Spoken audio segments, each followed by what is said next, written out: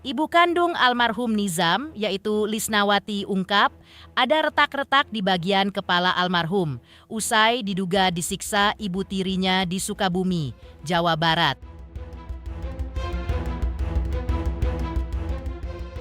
Keretakan di bagian belakang kepala itu diduga pihak ibu kandung Nizam akibat benturan benda tumpul. Dalam wawancara secara eksklusif dengan tim intens investigasi Lisnawati dan kuasa hukumnya juga mengungkap bahwa ada bercak kemerahan dari kepala almarhum pada prosesi pemakaman dilakukan. Untuk memastikannya, selain menunggu autopsi dari kepolisian, pihak ibu kandung juga akan mendatangi penyidik Polres Sukabumi. Lantas, benarkah pihak ibu kandung meragukan pernyataan ibu tiri Nizam terkait adanya sejumlah penyakit yang diderita Nizam selama ini? Benarkah ibu kandung akan melaporkan ayah kandung dan ibu tiri serta sejumlah pihak ke polisi terkait kematian Nizam? Seperti apa curahan hati ibu kandung Nizam, yaitu Lisnawati, secara eksklusif kepada tim intens investigasi terkait dalamnya duka yang ia rasakan?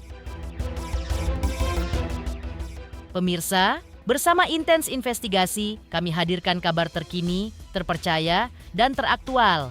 Tetapi sebelumnya, jangan lupa untuk like, subscribe, dan juga share channel YouTube ini.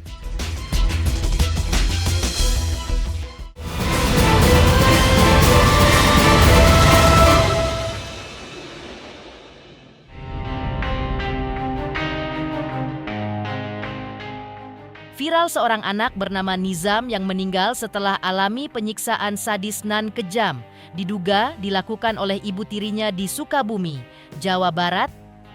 Mengetahui hal tersebut, ibu kandung almarhum Nizam yang bernama Lisnawati pun mendatangi KPAI kemarin untuk meminta keadilan. Bahkan dalam 1-2 hari ke depan, pihaknya berencana akan melakukan upaya hukum, melaporkan pihak-pihak yang diduga sebagai pelaku di balik kematian Nizam. Kuasa hukum Lisnawati, yaitu Krishna Murti, dan tim menyebutkan bahwa ada banyak pihak yang diduga terlibat dalam kematian Nizam.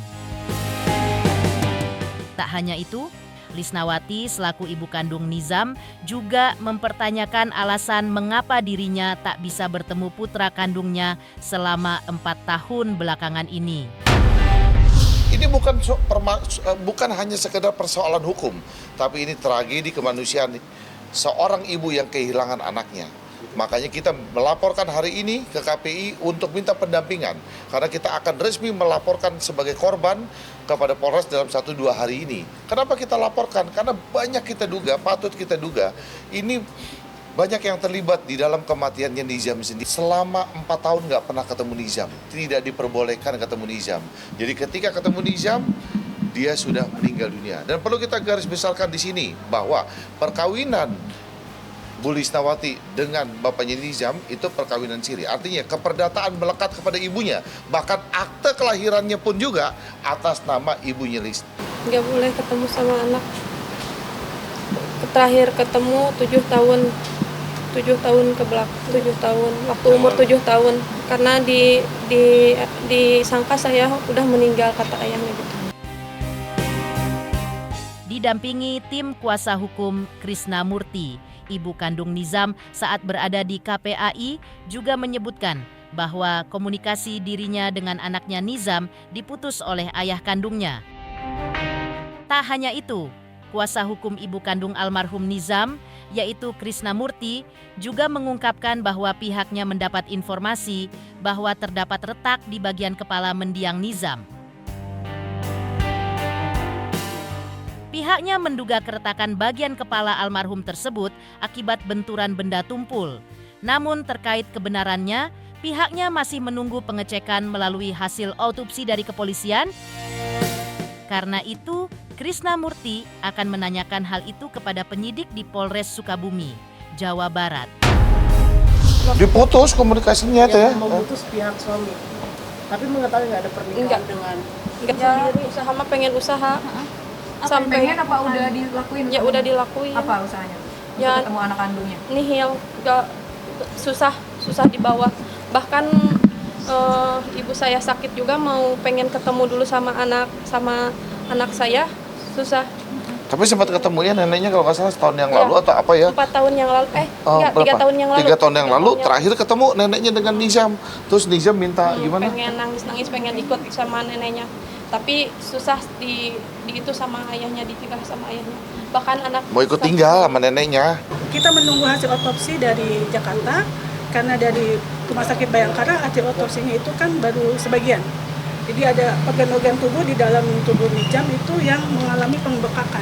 Nah, kita sedang menunggu itu. Namun Polres Sukabumi kemarin sudah menyatakan ini sudah naik penyidikan.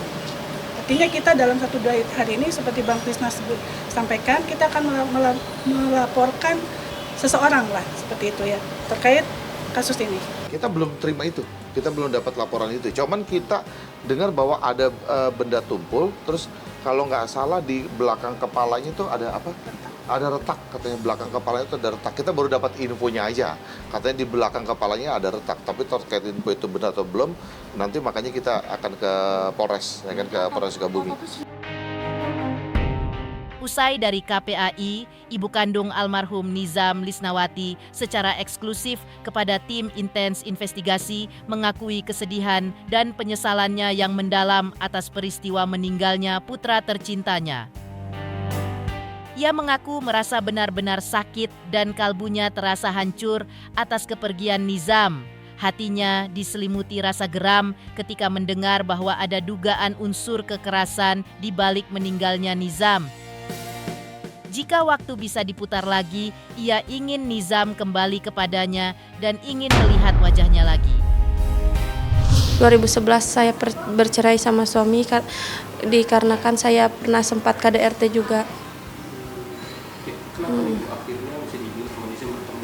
7 tahun yang lalu.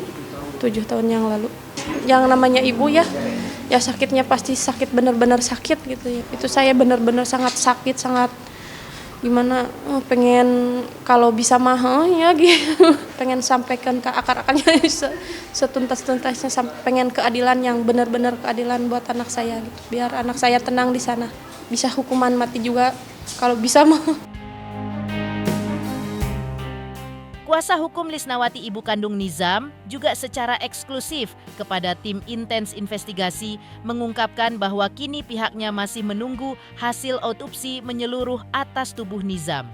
Pihaknya merasa ada kejanggalan di balik kematian Nizam. Pihaknya mengaku mendapat informasi bahwa ada beberapa luka dalam dari organ tubuh Nizam. Hal itu memperkuat dugaan bahwa di kepalanya diduga alami luka akibat hantaman benda tumpul.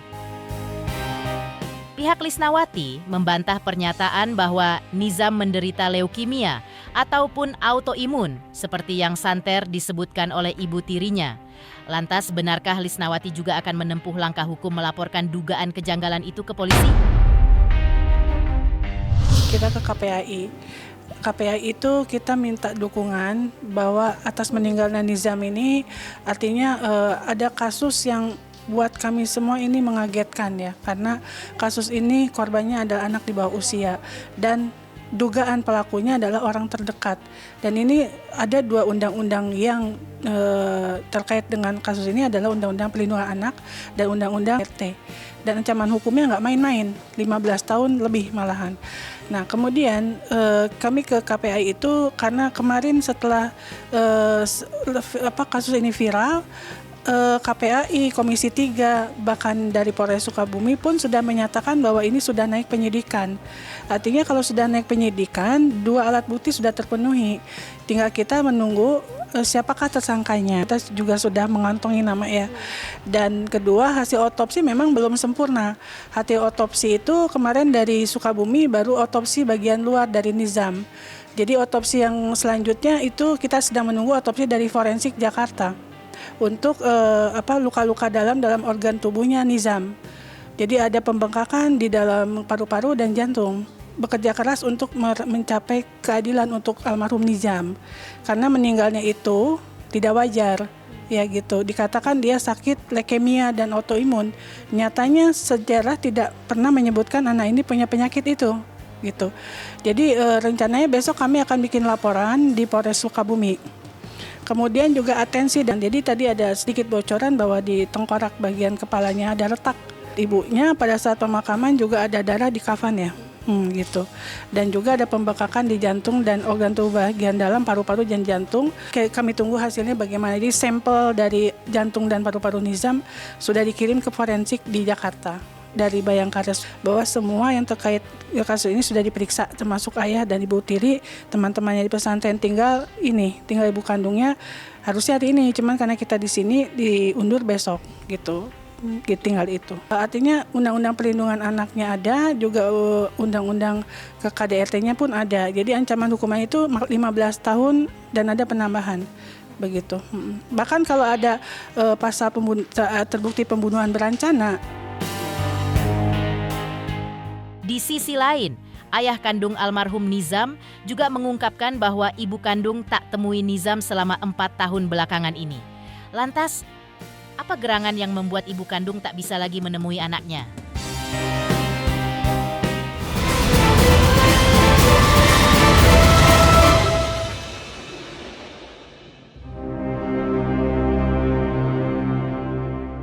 Anwar sang ayah kandung membenarkan pernyataan ibu kandung almarhum Nizam bahwa komunikasi antara Nizam dengan ibu kandungnya dibatasi oleh ibu tiri.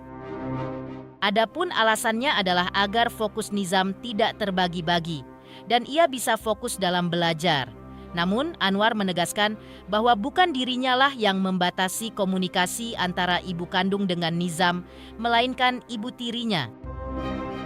Kemudian Anwar juga membenarkan bahwa Nizam tidak bertemu ibu kandungnya selama 4 tahun belakangan ini dan hanya bertemu ketika Nizam berusia 7 tahun. Karena menurut pengakuan Anwar, memang Lisnawati sendirilah yang tidak pernah bertanya ataupun mengunjungi Nizam dalam kurun waktu tersebut. Betul, itu saya membenarkan. Tidak ya. Enggak, itu saya membenarkan. Kalau memang ibu tirinya ini melarang untuk mempertemukan Nizam dengan keluarganya. Ibu tirinya ya, bukan saya ya. Dirinya. Alasannya? Oke, mungkin alasan dari alasannya apa? Alasannya apa, Pak? Alasan ibu tirinya, kamu jangan kenalkan Nizam dengan pihak keluarganya, nanti kalau Nizamnya jadi nggak fokus dalam arti nanti pikirannya bercabang, ingat ke sana kemarin nggak fokus. Berarti Pak Anwar berarti tidak benar ya kalau misalkan selama 4 tahun gitu tidak bertemu Nizam dan terakhir ketemu umur 7 tahun itu. Iya, karena mau ketemu gimana atau dia tidak pernah datang ke sini untuk melihat anaknya. Sang ayah kandung Anwar juga membantah tuduhan mantan istrinya atau ibu kandung almarhum Nizam bahwa dirinya lah yang dulu mengambil Nizam dari dekapannya tanpa sepengetahuan dirinya. Anwar menegaskan bahwa dirinya tidak pernah meminta Nizam untuk tinggal bersamanya. Yang sebenarnya menurut Anwar adalah Lisnawati ibu kandungnya dan juga neneknya lah sendiri yang mengantarkan Nizam agar tinggal bersama Anwar hingga saat ini. Ia juga mengungkap alasan dirinya tidak bisa mengajak Nizam untuk video call dengan Lisnawati karena Nizam belakangan ini tinggal di pesantren. Ya, itu tentang pengaduan itu saya lihat di pemberitaan, dia malah mau nuntut saya karena bahasanya saya membawa Nizam tanpa sepengetahuan dia. Padahal yang sebenarnya Nizam itu diantarkan sama dia dan ibunya dan uangnya ke saya. Saya sebagai ayahnya tidak bisa menolak. Jadi saya tidak mengambil Nizam, tapi Nizam diantarkan sama keluarga ibunya ke saya. Sama ibunya, sama nenek Nizam yang dari Cianjur, sama uangnya Miftah. Saya tidak mengambil Nizam. Jadi Nizam diantarkan ke saya sama keluarganya. Saksinya banyak dan nanti kita bisa. Saya tidak pernah melarang dia melihat Nizam. Malah terakhir saya waktu di Garut, Nizam ada kebutuhan, saya lagi nggak ada duit, saya komunikasi sama dia, bukan mau minta ya. Saya kalau ada mestinya pinjam dulu. Nanti saya kalau udah ada saya ganti. Dia nggak ada respect. Nah kalau dia nelpon ke saya sering, itu pun kalau dia suka chat dulu ke saya. angkat katanya mumpung suami saya nggak ada. Saya mau video call sama Nijam, nggak bisa video call. Posisi Nijam di pondok, saya kan lagi di luar, jauh. Di sisi lain, mendengar kisah miris meninggalnya anak di Jawa Barat bernama Nizam yang diduga akibat disiksa ibu tirinya membuat artis Ashanty menangis hingga tubuhnya merasa lemas.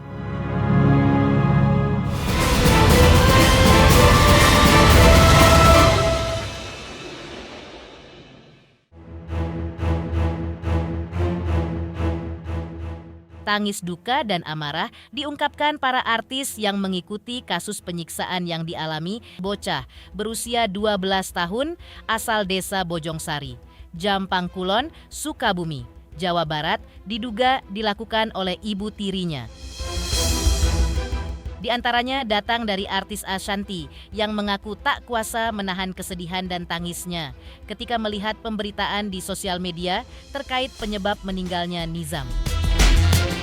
Sebagai seorang ibu, Sambung, istri musisi Anang Hermansyah, ini mengaku sampai merasa lemas bahkan tak kuat lagi melakukan siaran live di sosial medianya ketika menyaksikan berita tersebut. Aku nggak tahu cerita aslinya seperti apa, tapi kalau memang berdasarkan cerita yang beredar di sosial media, kalau memang tentang dikasih minum air mendidih, aku kemarin seharian nangisin lihat di sosmedmu, sampai aku nggak live, aku sedih banget.